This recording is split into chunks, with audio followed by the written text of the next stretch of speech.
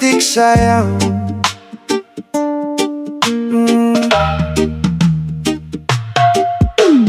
Lang, kumusta na ka? Okay ra ba ang lang ko na gwapa? Ha? Ayaw naghuna-huna ang mga problema para likay sa stress. Aron hapsay ang imong pagmata. Bawon na og paghilamos, hilamos, aron ang kasakit nimo madispose. Lang ampora ang sikrito, aron na mo gaway ang kinabuhi nimo.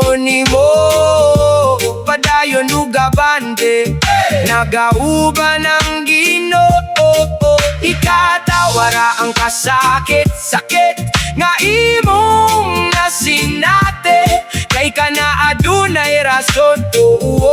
Padayon ra lang, Padayon ra lang sa imong mga tikang.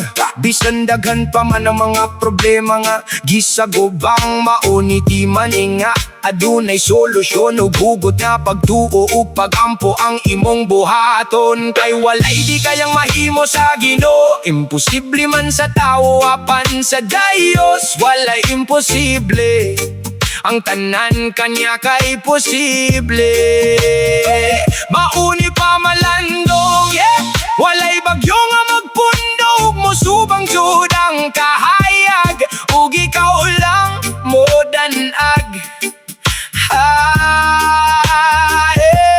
Bangon na lang ang imong kasakit sa Ginoo, iyan ang gitangtang. Padayon lang, bangon na bangon. Pasalamati ang Ginoo sa kasakit ug problema nimo, kay maunay gusto sa Ginoo.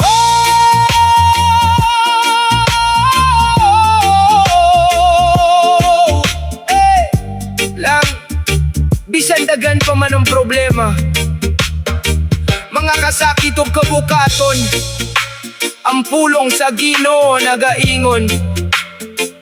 Sa Mateo 11, umari kamo kanako, kamong tanan nga gikapuyan ug gibugatan.